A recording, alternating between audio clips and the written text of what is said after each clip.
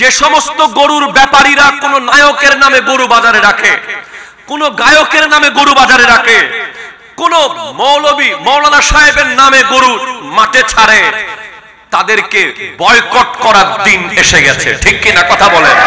এই পশু জান্নাতের বাহন, এটা কোন নষ্ট নারীর নামে হতে পারে না। ঠিক কিনা বলেন? যারা কোরবানি দিবেন, আপনার ঘরের দুয়ারে যখন একজন গরিব এসে এক টুকরো গোশত চায়, মনে রাখবেন খোদা কি কসম, আপনি বড় নসিবওয়ালা যে আপনি কাউকে এক টুকরা গোশত দিতে পারতেছেন। আশ্চর্য হবেন, আজকে গাড়িতে আসার সময় আমার এক ভক্ত আমাকে বলে, হুজুর ঢাকায় 2টা গরু উঠছে, একটার নাম দিছে নাকি কোন একটা নায়িকার নামে, কি মনি, নাউজুবিল্লাহ বলেন, আমি মসজিদের নামটা ধরতে চাচ্ছি না, আর একটার নাম দিছে নাকি কি জায়েদ খান নাকি গরুর নাম দিছে। আচ্ছা আপনি বলেন, মানুষের কতটুকু অবক্ষয় হলে, কত নিচে নেমে গেছি আমরা, যেই কুরবানির পশুটার ব্যাপারে বলা হচ্ছে লা ইয়ানালাল্লাহ লুহুমুহা ওয়ালা দিমাউহা ওয়ালাকিন ইয়ানালুহু তাকওয়া মিনকুম। সুবহানাল্লাহ, জোরে বলেন।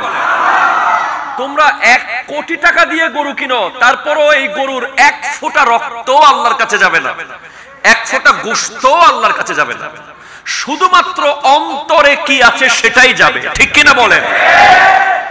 আমরা ওই পশুটার নাম দিচ্ছি কোন নায়কের নামে, কোন নায়িকার নামে, কোন একজন রেসলারের নামে, যেই পশুটা নাকি আমাদের জান্নাতের বাহন হবে। কথা বলেন ঠিক কিনা? অবাক হয়ে গেছি আমরা। আমরা কুরবানির এই প্রোগ্রামটাকে, প্লিজ কনসেন্ট্রেট আমার যুবক ভাইয়েরা, আমরা কুরবানির প্রোগ্রামটাকে কেন বুঝি নাই? আপনি একটু বুঝেন না। আপনি যে পশুটা জবে করবেন আপনার ঘরের উঠানের সামনে, সেই জায়গায় শুয়েছিলেন ইব্রাহিম আলাইহিস সালামের সামনে ইসমাইল জবিহুল্লাহ। ঠিক কিনা কথা বলেন? আপনি কেন বুঝেন না?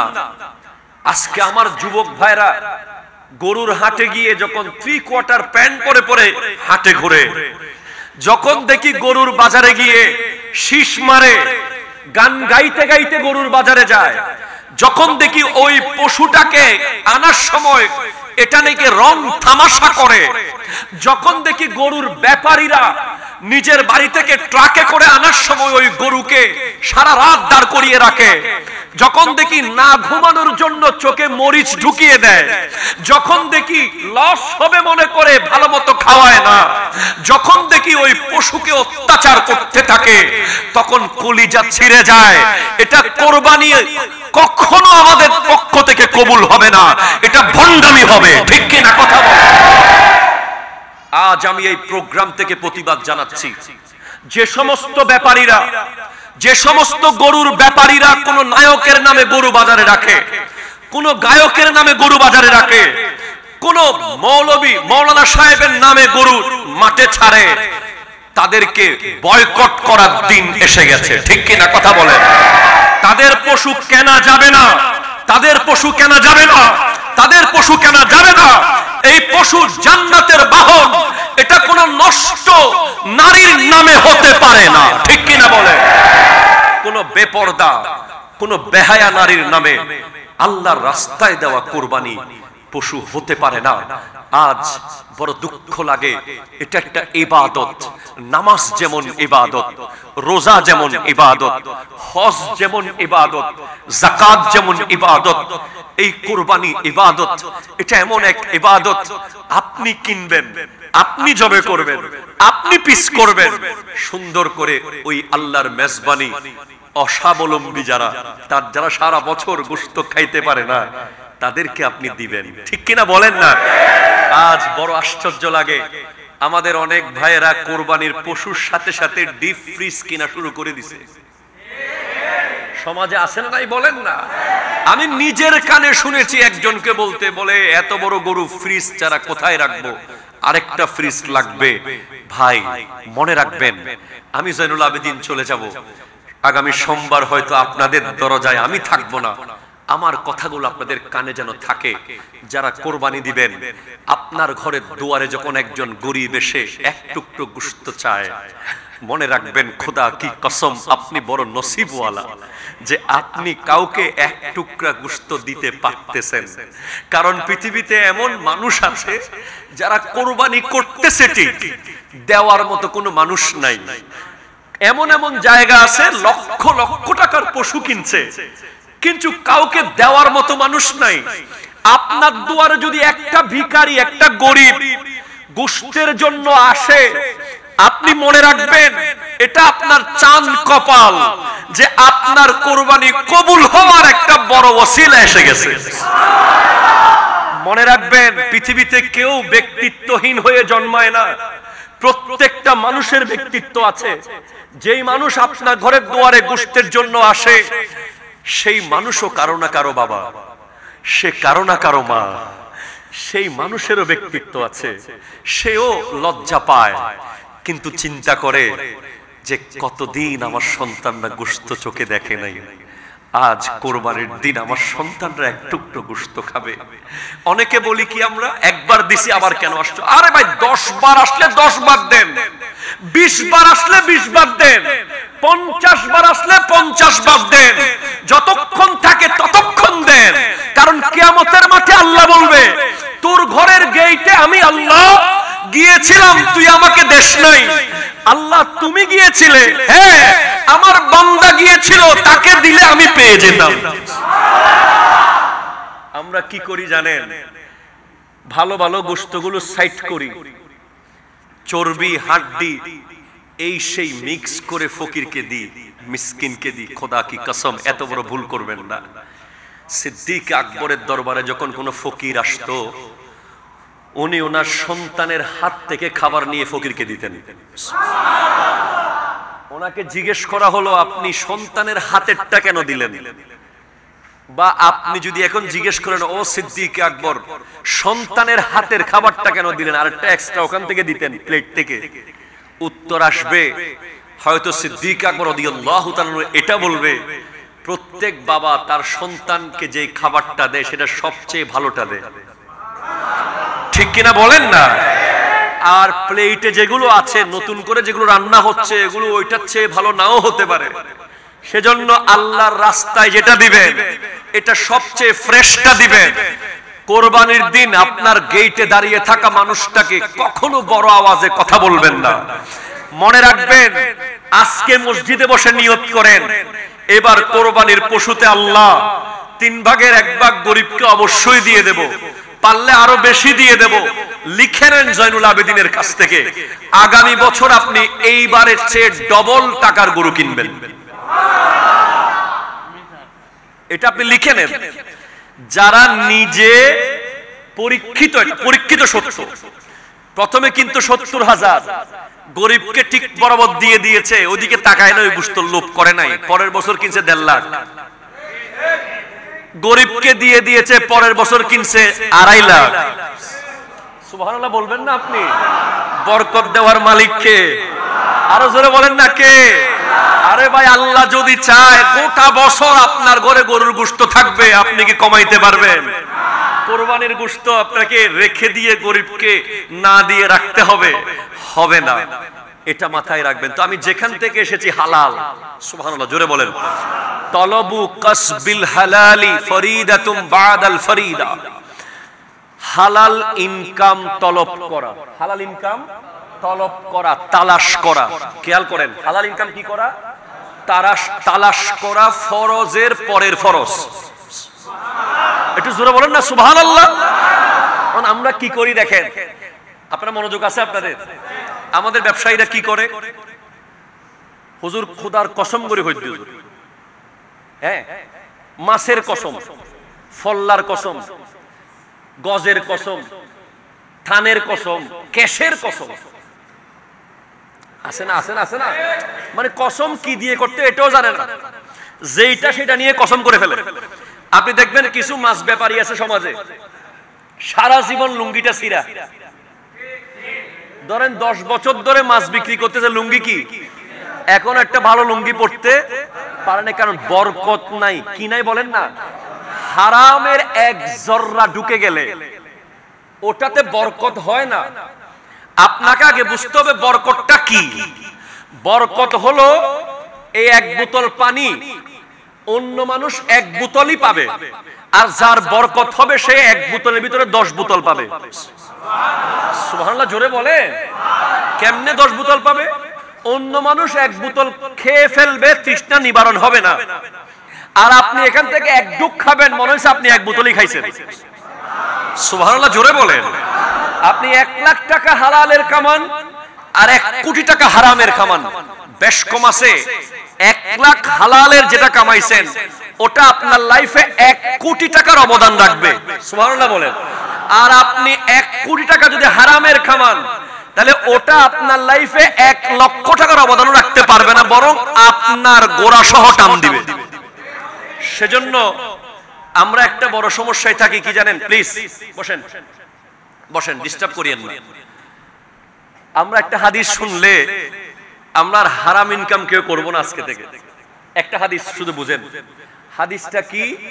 নবীজি বলছেন ইন্নার রিজকা, সুবহানাল্লাহ বলেন, আমার মুখে মুখে বলেন, ইন্নার রিজকা লা ইয়াতলুবুল আবদা কামা ইয়াতলুবুহু আজলুহু। নবীজি বলছেন রিজিক একজন বান্দাকে এমন ভাবে খুঁজে বের করে, সুবহানাল্লাহ বলেন, সুবহানাল্লাহ বলেন। রিজিক একজন বান্দাকে এমন ভাবে কি করে? আর কি করে বলেন তো? রিজিক একজন বান্দাকে এমন ভাবে খুঁজে বের করে যেভাবে মৃত্যুর ফেরেশতা তাকে খুঁজে বের করে। দুইটা জিনিস। কয়টা জিনিস? একটা রিজিক আর একটা মত। একটা রিজিক আর একটা, বলেন আবার সবাই বলেন, একটা রিজিক আর একটা কি? একটার নাম কি বলছি, আরেকটার নাম কি বলছি? এই দুইটা জিনিস দুনিয়ার যেখানে আপনি যান সেখানে আপনাকে খুঁজে বের করবে। আপনি যদি আটলান্টিক মহাসাগরের নিচে গিয়ে বসে থাকেন, ওখানেও রিজিক উনি আপনার জন্য পৌঁছিয়ে দিবে। তবে হাত পা গুটিয়ে তো আর আপনি বসে থাকলে হবে না, তালাশ করতে হবে। আপনি তালাশ করবেন 1 কিলোমিটার, উনি ইজি করে দিবে 100 কিলোমিটার। সুবহানাল্লাহ, জোরে বলেন না। তাহলে আপনি কি বুঝলেন? এখন আমরা করি কি? মনে করেন আমার রিজিক এতটুকু, আমি 60 বছর বয়সে এতটুকু রিজিক আমি খাবো, এটা আমার জন্মের আরো 50,000 বছর আগে কনফার্ম হয়ে গেছে। এখন আপনি যদি এক রাতে কামাই ফেলেন এটা পুরা, চকলেট আছে না, চকলেট চকলেট আছে না, একটা চকলেট চাইলে আপনি চুষে চুষে 1 ঘন্টা করে খেতে পারবেন, আবার চাইলে 1-2 সেকেন্ডে খেয়ে ফেলতে পারবেন চাবায়া। এখন আপনাকে আল্লাহ রিজিক দিয়েছে এতটুকু, এটাকে আপনি 1 রাতে খেয়ে ফেলবেন নাকি আস্তে আস্তে খাবেন? 1 রাতে খেয়ে ফেলা মানে হারাম ভাবে পুরো একদিনে কোটিপতি হয়ে যাওয়া, 2 নম্বরই করে। আর আস্তে আস্তে খাওয়া মানে হালাল ভাবে জীবন যতদিন রিজিক ততদিন। একটু জোরে বলেন সুবহানাল্লাহ। মনে রাখবেন হালাল রিজিকের কি মূল্য। ইমাম আবু হানিফা রাহমাতুল্লাহ আলাইহি, উনি ব্যবসায়ী ছিলেন, কাপড় ব্যবসায়ী। কি ব্যবসায়ী বলেন তো? কাপড়। ওনার কাপড়ের থান বিক্রি করার সময় একটা ছিদ্র ছিল কাপড়ে। উনি ওনার কর্মচারীকে বলে গেছেন এই থানটা কাস্টমারকে দেখায়া তারপর দিবা, কাস্টমার যদি পছন্দ করে নিজ ইচ্ছায় নিতে চায় তারপর দিবা। তো উনি বলে গেছেন ঠিক, কিন্তু ওনার দোকানের যে কর্মচারী সে থান বিক্রি করার সময় কাস্টমারকে বলতে ভুলে গেছে, থান পুরো বিক্রি করে দিছে। ইমাম আবু হানিফা রাহমাতুল্লাহ আলাইহি এসে জিজ্ঞেস করে ওই থানটা বিক্রি হইছে? কয় হইছে হুজুর। তো বলো নাই কাস্টমারকে? হুজুর আমি তো ভুলে গেছি। ইমাম আবু হানিফা রাহমাতুল্লাহ আলাইহি ওই দিনের সারা দিনের বেচা 30,000 দিরহাম উনি আল্লাহর রাস্তায় দান করে দিয়েছে। বলে যে এইখানকার 1 জর্রা আমার পেটে আমি ঢুকাইতে পারবো না। আজকে আপনি দেখেন যার রিজিক হারাম তার সন্তান সন্ত্রাসী হয়, ঠিক কিনা কথা বলেন? যার রিজিক হারাম তার সন্তান গাজাটি হয়, তার সন্তান মার্ডার কেসের আসামি হয়, তার সন্তান মা বাবাকে লাথি মেরে ঘর থেকে বের করে দেয়। হাত তুলে বলেন ঠিক কিনা বলেন? আপনি কার জন্য করছেন। আপনি যে সুদ খাচ্ছেন লাখে 10,000, লাখে 20,000, আপনি যে ঘুষ খাচ্ছেন, আপনি যদি জানতেন, আপনাকে যদি হাসরের ময়দান দেখানো যেত, আবার যে দুনিয়াতে আনা যেত, আপনি উপোস থাকতেন, সুদের টাকা টাচ করতেন না। কথা কোন ঠিক কিনা? আপনি জানেন না এটা কত ভয়ানক, এটা কত ভয়ানক যে আমার নবী বলছেন সুদখোর যে, কোরআন বলতেছে, কোরআন ফাআযানু বিহারবিন মিনাল্লাহি ওয়া রাসূলি, যারা সুদের সাথে সম্পৃক্ত ইচ্ছে করে। আমরা যে ব্যাংকে টাকা রাখি, জমা রাখি, ওখানে যদি সুদ এসে যায়, ওটা আমরা বছর শেষে স্টেটমেন্ট নিতে হবে। আপনি চোখ বন্ধ করে বসে থাকলে হবে না, প্রতিটা পাই পাই হিসাব আপনার দিতে হবে কবরে গিয়ে। কোনো সুযোগ নাই। আপনি দেখেন না, 20 বছর ধরে নামাজ পড়ে কিন্তু তার চেহারার কোনো পরিবর্তন নাই, তার আচরণের কোনো পরিবর্তন নাই। মসজিদের প্রথম কাতারের মুসল্লি, তার মসজিদ থেকে বের হলে মানুষ তাকে গালি দেয়। কেন?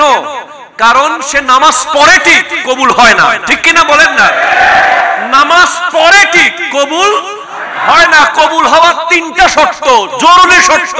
1, পেটের মধ্যে হালাল রিজিক যতক্ষণ যাবে না, 50,000 সিজদা দিলেও আপনার সিজদা কবুল হবে না। ঠিক কিনা বলেন? আমরা তো এখন মসজিদ কমিটির সভাপতি বানিয়ে রাখছি বড় সুদখোরকে। আমি এখানকার কথা বলতেছি না, অনেক জায়গায় আছে না নাই বলেন না? সেক্রেটারি আন্তর্জাতিক ঘুষখোর, এরকম লোক মসজিদ কমিটির দায়িত্বে আছে না নাই? এই কয়দিন আগে গায়েবী মসজিদে একটা নিউজ বের হয়েছে, আমার বন্ধু, সে আমার ক্লাসমেট খতিব, যিনি মাওলানা রবিউল আলম আল কাদেরী, আজাদি ভিডিও করেছে এটা, যে সুদের বিরুদ্ধে ওয়াজ করার কারণে খতিবকে সরিয়ে দেওয়া হলো। ওরে বেটা, সুদের বিরুদ্ধে ওয়াজ করার কারণে খতিবকে সরিয়ে দিয়ে তুমি ওই মসজিদে সিজদা করে আল্লাহকে রাজি করবা? তোমার মতো মুসল্লিকে কিয়ামতের মাঠে আমার নবী বলছেন মাথা থাকবে নিচের দিকে, পা থাকবে উপরের দিকে। হাসরের মাঠে আপনি চিনে যাবেন কে আন্তর্জাতিক সুদখোর। যার মাথা থাকবে নিচের দিকে, পা থাকবে উপরের দিকে, তাকে চোখ বন্ধ করে আপনি বুঝবেন সে সুদী ছিল। ঠিক কিনা কথা বলেন? আপনি জানেন না, নামাজ পড়েন ঠিক, কবুল হয় না। আপনি যদি 5 ওয়াক্ত শুধু নামাজ পড়েন আর যদি হালাল ইনকাম খান, আপনি ওলি হয়ে যাবেন। ওলি, আপনাকে বেশি কিছু করতে হবে না। আর যারা ব্যবসায়ী, তারা তো আরো আগে ওলি হবে। কারণ হাদিসে আছে, আত-তাজিরুস সাদুকুল আমিন মান নবিয়্যিন ওয়াস সিদ্দিকিন ওয়াস শুহাদা ওয়াস সালিহিন। যারা সত্যি ব্যবসায়ী, সত্যকারের ব্যবসায়ী, লালকে লাল বলে বিক্রি করে, সাদাকে সাদা বলে বিক্রি করে, ওজনে কম দেয় না, সত্য ব্যবসায়ী, হালাল ভাবে ব্যবসা করে, তারা শুধু 5 ওয়াক্ত নামাজ ঠিকমতো পড়লে তারা ওলি। সুবহানাল্লাহ জোরে বলেন। তারা কিয়ামতের মাঠে থাকবে নবীর সাথে, অথবা থাকবে শহীদদের সাথে, অথবা থাকবে ওলিদের সাথে, অথবা থাকবে সিদ্দিকদের সাথে। মনে রাখবেন, আপনার সিজদা কবুল করার 3টা শর্ত। 1, পেটে হালাল রুজি নিশ্চিত করে মসজিদে ঢুকেন, সিজদা মারেন, মেরাজ হয়ে যাবে। আরো জোরে বলেন না সুবহানাল্লাহ। 2, গীবত মুক্ত জবান লাগবে। যার মুখ দিয়ে গীবত বের হয় সে সুবহান রাব্বিয়াল আলা বললে কি হবে? সে সুবহান রাব্বিয়াল আযীম, সুবহান রাব্বিয়াল আযীম ডাক দিচ্ছে, তার মুখ তো অপবিত্র। সে তো মরা ভাইয়ের গোশত খেতে খেতে ঢুকছে মসজিদে। কথা বলে না, কথা বলে না, কথা বলে না। সে তো মসজিদ থেকে বের হওয়ার আগেও মরা ভাইয়ের গোশত খাচ্ছে। সে সালাম ফিরিয়ে গোশত খাওয়া শুরু করছে মসজিদের কাতারে বসে। এরকম লোক নাই মসজিদে? সালাম ফিরাইয়া ইমামের গীবত শুরু করে দেয়, সালাম ফিরিয়ে খতিবের গীবত শুরু করে দেয়, সালাম ফিরিয়ে মসজিদের অমুক সভাপতি, অমুক সেক্রেটারি, অমুক ক্যাশিয়ারের বিরুদ্ধে বলা শুরু করে। সে মসজিদে বসে মরা ভাইয়ের গোশত খাচ্ছে। সে মসজিদে ঢুকতে ঢুকতে গোশত খেয়ে খেয়ে ঢুকছে মরা ভাইয়ের। সে আবার বের হতে হতে মরা ভাইয়ের গোশত খাচ্ছে। তার নামাজ কবুল হবে না, হবে না, হবে না, কশিন কালেও হবে না। এরপরে আপনি হালাল রুজি ঠিক আছে, গীবত করেন না, অনেক বড় ওলি আপনি, আপনার দাড়ি লম্বা, বছরে বছরে উমরায় যান, বড় বড় প্রোগ্রামে মহিষ দেন, বাপ মারে বাদ দেন না। কথা কয় না, আসলে নাই, কথা কন না। খোদা কি কসম, আপনার সবে কদর নাই, আপনার সবে বরাত আপনার কোনো দোয়া নাই আপনার জন্য। আপনার জন্য ঈদের কোনো নামাজে দোয়া নাই, আপনার জন্য জুমার কোনো দোয়া নাই। আপনার লাইফে কোনো দোয়া কবুল হবে না যদি আপনার বাবা মা সন্তুষ্ট না থাকে। কবুল হবে না, কবুল হবে না, কবুল হবে না। পৃথিবীর কেউ বলুক কবুল হবে, আমি তার কদম ছুঁয়ে সালাম করব। পৃথিবীর কোন আলেম বলুক যে বাপ মাকে ভাত না দিয়ে, বাপ মাকে আলাদা করে রেখে, মায়ের উপরে বউকে গুরুত্ব দিয়ে, কথা কোন না, ঠিক কিনা বলেন না, বাবার উপরে নিজের ভাবসাব দেখিয়ে যে মসজিদে এসে জুমার নামাজ পড়ে তার নামাজ কবুল হবে, এটা কোন আলেম ফতোয়া দেখ, আমি ওনার কদম ছুঁয়ে সালাম করব। আমার ক্ষুদ্র জ্ঞান, আমি যতটুকু লেখাপড়া করেছি, আমার আল্লাহ প্রত্যেক জায়গায় বলেছে আমার ইবাদতের পর পর বাবা মার সেবা। মনে রাখবেন, কোরআন শরীফের তিনটা কাপল আছে। সুবহানাল্লাহ বলেন। আপনাদের খুব কষ্ট হচ্ছে মনে হয়। তিনটা কাপল, কয়টা কাপল? মানে তিনটা জোড়া আছে কোরআন শরীফে। কি আছে? জোড়া। কয়টা জোড়া? এই জোড়াগুলো একটাকে ছাড়া একটা কবুল হয় না, একটাকে ছাড়া একটা চলে না। এক, প্রথম জোড়া আকিমুস সালাহ ওয়া আতুজ যাকাত। ওয়া সুবহানাল্লাহ বন্ধ হয়ে গেলে ওয়াজ বন্ধ করে দিই। এবে গুশলেও গায় যাই, ইমদুদের সাথে গাড়ি, ওই গাড়ি বরাবর দেখা যায় এনার উট্টুম করে দুধ দিয়ে রে। আকিমুস সালাহ ওয়া আতুজ যাকাত। সুবহানাল্লাহ জোরে বলেন। আকিমুস সালাত ওয়া আতুজ যাকাত। নামাজ এবং যাকাত সব জায়গায় দেখবেন, যেখানে সালাত এখানে যাকাত আছে না নাই বলেন না। কেউ শুধু নামাজ পড়ে যাকাত দেয় না, তার নামাজ পরিপূর্ণতা লাভ করবে যাকাতে যদি দেওয়ার উপযোগী হয়, অথবা শুধু যাকাত দেয় নামাজ পড়ে না, হবে পরিপূর্ণ সে নিয়ামত পাবে। দুটোটা বরাবর লাগবে। সুবহানাল্লাহ কল। দুই, ও ইমাম সাহেব সারি দিন না ফেস, ইমাম সাহেব তো আপনি কি ইচ্ছা করে বসেন না বাজে আপনি আমার পাশে, মারহাবা কোন না, মারহাবা হন। ও অনরা হন সারি দিম না, হন অনরা হইলে সারি দিম বাজি আপনি 12 লাখ দিয়ে গরিব দি একা দর্শে পড়েন আল্লাহুম্মা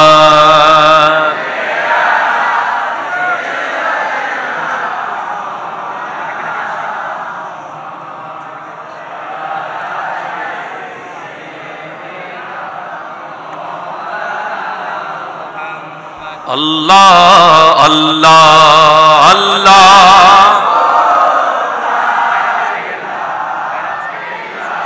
আহো আল্লাহ আল্লাহ।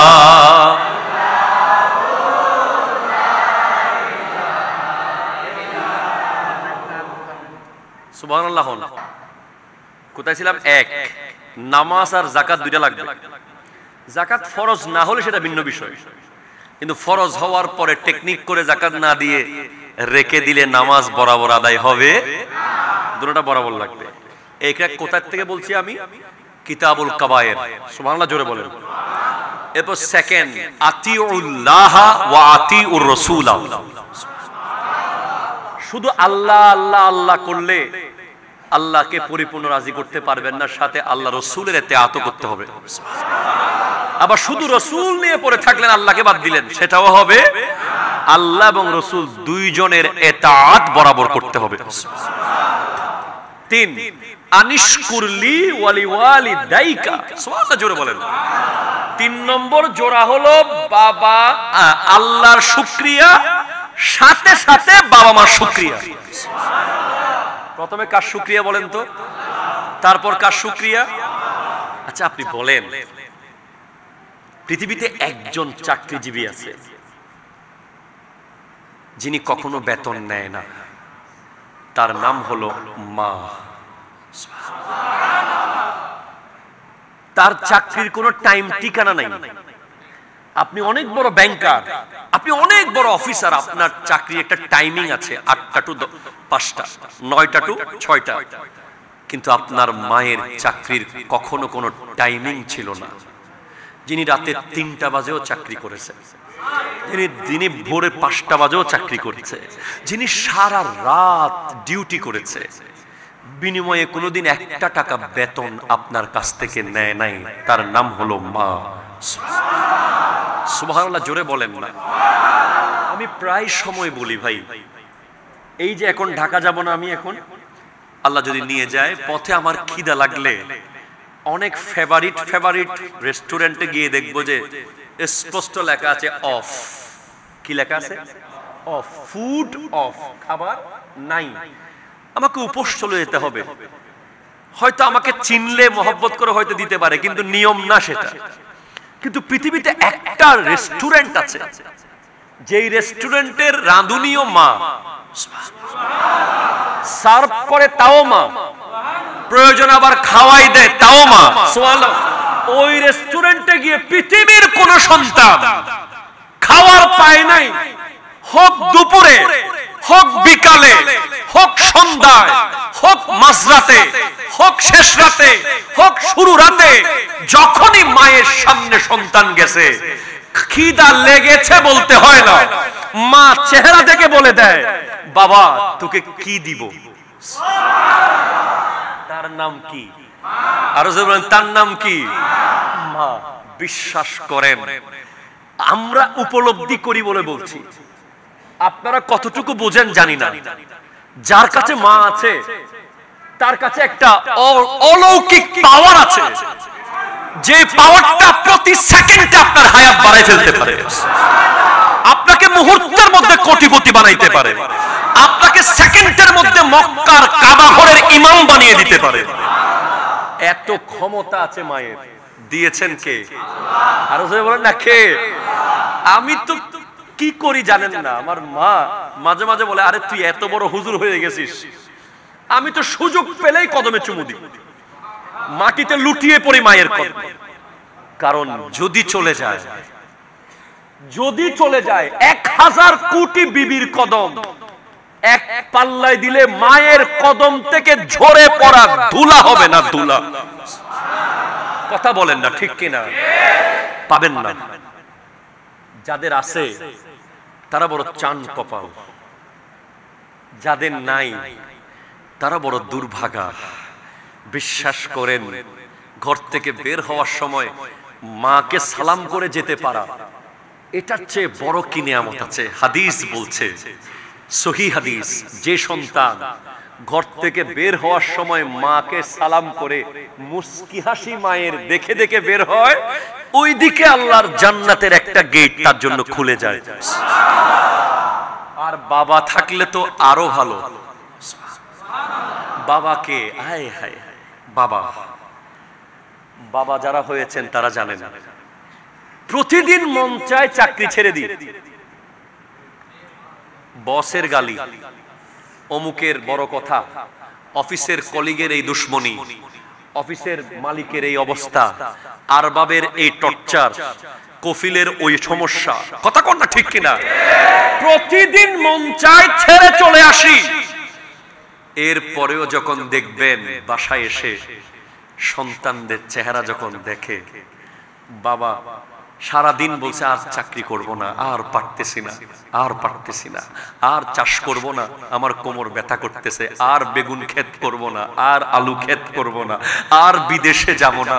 কিন্তু এসে দেখে সন্তানের পরীক্ষার ফিস দিতে হচ্ছে, এসে দেখে ঘরে চাল ডাল তেল জোগাড় করতে হচ্ছে, সকালবেলা আবার সুর সুর করে ওই বাঘের মতো মানুষটা ওই বিড়ালের মতো করে অফিসে চলে যায়। তার নাম বাবা, ঠিক কিনা? কথা ধরে বলে, তার নাম বাবা। সব বাবাকে জিজ্ঞেস করেন না কতবার চেয়েছে ছেড়ে দেব, এবার একটু নিঃশ্বাস ফেলবো, এবার একটু রিল্যাক্স হব, কিন্তু সন্তানের জন্য পারে নাই।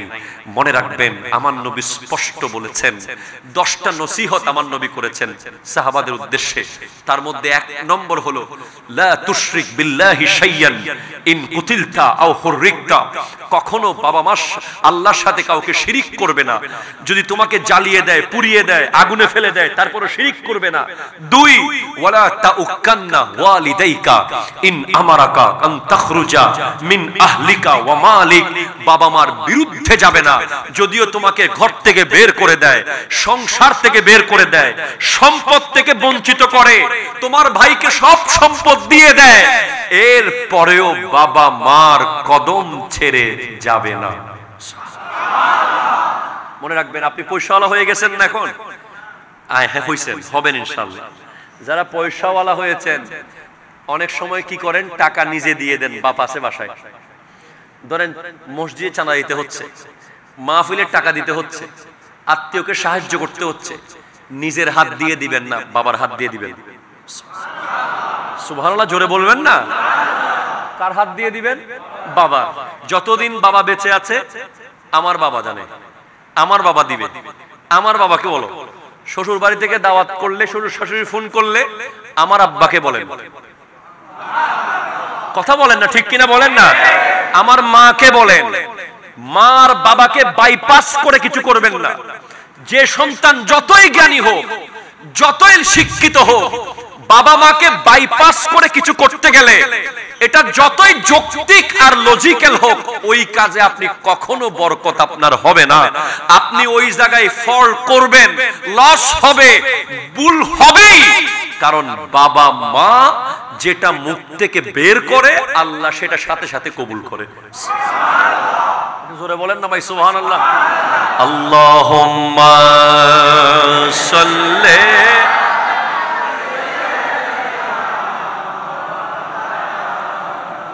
ওয়া আলা আলি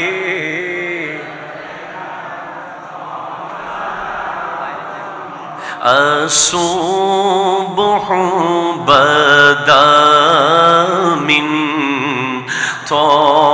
طلعته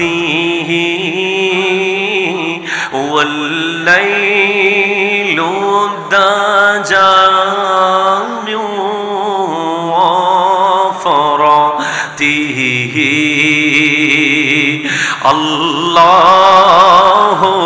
الله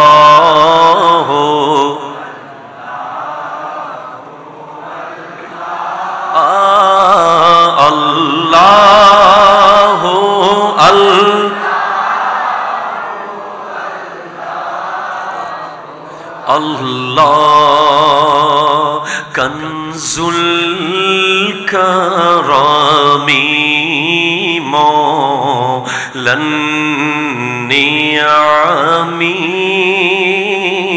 hadil umami li shari'atihi Allah Allah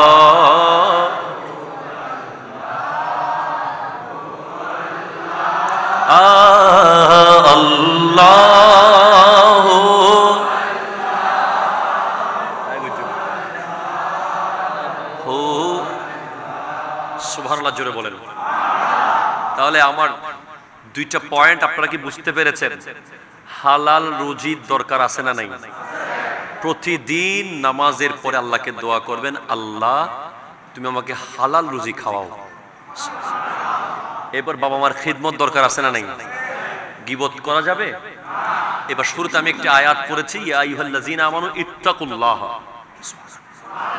হাক্কা তুকাতিহি, যতটুকু তাকওয়া ভয় আল্লাহকে পাওয়া দরকার অতটুকু ভয় করো। হাক্কা তুকাতিহি ওয়ালা তামুতুন্না, মরে যেও না ইল্লা ওয়া আনতুম মুসলিমুন, মুসলমান না হয়ে মরিও না। শুনেন, কুরবানি আছে না? আছে না নাই? কুরবানির দিন আমার অনেক যুবক ভাইয়েরা বারবিকিউ করবে, অনেক যুবক ভাইয়েরা স্ট্যাক করবে, অনেক যুবক ভাইয়েরা গোশতকে জ্বালিয়ে পুড়িয়ে অনেক রকম করে খাবে। হালাল রিজিক আল্লাহ দিয়েছেন, কোনো অসুবিধা নাই। কিন্তু আমাদের সমাজে একটা ট্রেন্ড হয়ে গেছে যে গোশত খাওয়ার পরে একটা পানি খেতে হয়। কথা বলতেছেন না আপনারা? পানিটা আবার লাল না হলে হয় না। হ্যাঁ, আছে না নাই বলেন? যেন একেবারে ট্রেন্ড। কিরে বেড়া, গোশত হায়ের ধোকা কোলা, কি কোলা বলেন না? ধোকা কোলা, ধোকা যারা সারা জীবন পৃথিবীকে ধোঁকা দিয়ে যাচ্ছে, ঠিক কিনা কথা বলেন? মনে রাখবেন, এই বছর কোরবানির ঈদে আল্লাহ তাআলা তৌফিক দান করলে যে এই পশু আমরা আল্লাহর জন্য জবে করব, ওই পশুর সাথে দুনিয়াবি কোন ধরনের ময়লা আবর্জনা যেন না লাগে, আমাদের সতর্ক হওয়ার দরকার আছে না নাই? কি কি করবেন? প্রথমে এক, কোরবানির হাটে যখন যাবেন অবশ্যই আদব করে যাবেন, উজু করে যাবেন, সুন্দর কাপড় পরে যাবেন, যাওয়ার সময় আসার সময় আল্লাহর জিকির করতে করতে যাবেন, মনে মনে দরুদ শরীফ পড়তে পড়তে যাবেন, মনে মনে তাসবিহ তাহলিল পড়তে পড়তে আসবেন। দুই, কোরবানির পশু আনার পরে আমাদের অনেক যুবক ভাইয়েরা কি করে, সেলফি তুলে বলে ডান। আছে না নাই বলেন না? কোরবানি 2024 ডান। এই ডান দেওয়ার দরকার নাই। আপনার কোরবানির পশু লুকিয়ে রাখবেন, জনগণ জিজ্ঞেস করলে সেটা ভিন্ন কথা, তবে কখনো এজন্য জিজ্ঞেস করবেন না ইস ঠকে গেলাম মনে হয়, ইস জিতে গেলাম মনে হয়, একদিন পরে নিলে মনে হয় একটু ভালো পেতাম, একদিন পরে নিলে মনে হয় একটু ভালোই হতো, এইভাবে কোন মাইন্ডে আনা যাবে? কথা ক্লিয়ার কিনা বলেন না? তিন, কোন গরিব মানুষ আপনার আশেপাশে আছে যারা কোরবানি দেওয়ার সামর্থ্য রাখে না, ওদেরকে এমন ভাবে প্রশ্ন করবেন না যাতে সে মনে কষ্ট পায়। এবছর কোরবানি দিচ্ছেন না, আল্লাহ এবার মনে হয় আপনারা কোরবানি দিতে পারতেছেন না মনে হয়, বা এবার কি কিনতেছেন, আরে এটা তো অনেক ছোট হয়েছে, আচ্ছা কোনো মতে একটা কিনে ফেলেন না, আর কয় টাকা লাগবে, এমন কোন লাইন বলা যাবে না যে ওই মানুষটা যেন কোরবানি করতে পারতেছে না বলে যেন মনে কষ্ট না পায়। এই জন্য আপনাকে সতর্ক থাকতে হবে। কথা বলেন ঠিক কিনা? যদি আপনার আশেপাশে কোনো গরিব থাকে, আপনি তাকে বলবেন যে আপনাদের গরু, এটা আপনার গরু, এটা আপনার, কি বলবেন বুঝতে পারেন নাই? ওকে এমন ভাবে ডাকবেন কোরবানির সময়, মসজিদে যাওয়ার সময়, যাতে ওনার মনেই না হয় যে উনি কোরবানির গরু কিনে নাই, আপনারটার সাথে সে এমন ভাবে জড়িয়ে রাখবেন থাকে যেন উনি মনে করে যে এই গরুটা ওনার। যদি ওনাকে এটা মনে করাইতে পারেন যে এই পশুটা ওনার পশু, তাহলে আপনার কাজ হয়ে গেছে। আপনি 50,000 কেজি গরুর গোশত খাওয়াচ্ছে, যদি কিয়ামতের মাঠে ওই পশুটা আপনাকে পুলসিরাত পার করিয়ে দেয়, আপনি এক টুকরো না খান না, কি হয়েছে? কথা বলেন। তাহলে গরিবদেরকে এমন ভাবে অ্যাড করবেন, আশেপাশে কোনো পাড়া প্রতিবেশী গরিব আছে না, ডেকে ঢুকে নিবেন, আরে আয়। আমরা সেদিন সোশ্যাল মিডিয়ায় একটা ভিডিও দেখেছি যে এক অফিসার তার পার্সোনাল সেক্রেটারি বলছে, ভাইজান আমি বাড়ি যাব, বাড়ি অনেক দূরে কোরবানি উপলক্ষে, বলে বাড়ি যাওয়া যাবে না, বলে ভাইজান আমাকে বাড়ি যাওয়ার জন্য ছুটি দেন, বলে না ছুটি দেওয়া যাবে না, আমি টিকিট করে ফেলেছি, আরে টিকিট করলে বাদ দে, টিকিট তোর কাজ আছে যেতে পারবি না। এখন বলে চল আগে গরুর হাটে যাই। গরুর হাটে গিয়ে ওই যে পার্সোনাল সেক্রেটারি, যে কর্মচারী, সে তো গরু কেনার তৌফিক তার নাই, সে তো অফিসে ওনার একটা সামান্য পিয়ন, বলে গরু দেখ কোনটা কিনবো। উনি মালিক যিনি, উনি গরু দেখেই নাই, সে যেটা দেখছে ওইটা উনি কিনছে। কিনার পরে বাসায় গিয়ে দেখে মালিকে গাড়ি পাঠিয়ে গ্রাম থেকে ওই পিয়নের পরিবারকে শহরে নিয়ে আসছে। আনার পরে ঘরে যখন যায়, পিয়নের বাচ্চা কাচ্চা সব দৌড়ে বের হয় আব্বা বলে। এরপর বলে আব্বা আমাদের গরু, বলে মালিক বলতেছে তোমার আব্বা কিনছে, এটা তোমার গরু। এরপরে কোরবানির দিন হাটে যখন যাচ্ছে, মসজিদে মালিক আর কর্মচারী একই রকম পাঞ্জাবি। গরু জবে করার পরে ইমাম সাহেব যখন দোয়া করবে, দোয়া করার সময় লিস্টের মধ্যে নাম দেখতেছে, যিনি গরুর টাকা দিছে মালিক, ওনার নামের পরপর ওনার কর্মচারীর নাম। ওই কর্মচারী আশ্চর্য হয়ে গেছে, ভাই, বলে তুই আমার ভাই, আমার কোরবানি আল্লাহ কবুল করবে তোর কারণে। তাহলে কোরবানির পশুকে এইভাবে বিহেভ করবেন, কোরবানির পশুকে আদর করবেন। অনেকে আমি ফকির অধম, এই মাত্র পশু কিনে আপনাদের মাহফিলে আসছি, আল্লাহ যা কিনাইছে আলহামদুলিল্লাহ। কেন কিনছি জানেন? কারণ 3 দিন আগে কেনার কারণ আছে। আমার বাচ্চা কাচ্চারা ওই পশুর সাথে খেলা করবে, দেখবে, বুঝবে, এদের মাইন্ডে একটা সেটআপ হবে যে কুরবানি নামে একটা ইবাদত আছে, আমাদেরকে ভবিষ্যতে করতে হবে। এখন আপনি কুরবানির আগের দিন রাতে দাম কম পাওয়ার জন্য কিনে সাথে সাথে ফজরে জবাই করে দিয়েছেন, আপনার পরিবারের সাথে কুরবানির পশুর একটা বন্ডিং, ভালোবাসা সৃষ্টি হওয়ার সুযোগ পায় নাই। তাই আপনারাও চেষ্টা করবেন আগে ভাগে কিনে ফেলতে, অন্তত একদিন আগে কিনবেন, যাতে মারহাবা আমরা দায়িত্ব করে কিনে ফেলাই। মারহাবা বলেন। তো কেন আমি বলছি 10 টাকা বেশি নেক, এরপরে আমার বাচ্চা কাচ্চারা ওই পশুর সাথে খেলবে, দেখবে, ওকে খাওয়াবে, ওর প্রতি মায়া তৈরি হবে, এটাই হলো কোরবানি। জোরে কর না ভাই সুবহানাল্লাহ। এরপরে সবচেয়ে গুরুত্বপূর্ণ, আপনাদের কষ্ট হচ্ছে না তো? কোরবানির পশু জবে করার পরে অনেকে সেলফি তোলে, ওই পশুর উপরে বসে ছবি তুলে। এই ধরনের কোন ছবি ফেসবুকে পোস্ট করবেন দরকার নেই। এরপরে সবচেয়ে ইম্পর্টেন্ট পয়েন্ট যেখানে আমি যাচ্ছি, পশু রান্না করে খাওয়ার পরে এই বছর আমরা কোন ইহুদি পণ্য খাবো না। হাত তুলে বলেন ঠিক কিনা, জোরে বলেন ইনশাআল্লাহ। আপনি শুধু ধোকা কোলার বিরুদ্ধে লেগে গেলে হবে না, আরো আছে পান্তা, স্প্রাইট, 7 আপ, এখানে কাগজ আছে না, বোতলে কাগজ আছে না, ওখানে ভালো করে দেখলে দেখবেন কোকা কোলার কোম্পানির। অ্যাকোয়াপিনা পানি আছে। আমরা এবছর খুব সতর্কতার সাথে পানীয় পান করব। মনে রাখবেন এক একটা ফোঁটা রক্তের মতো মনে করতে হবে এগুলোকে।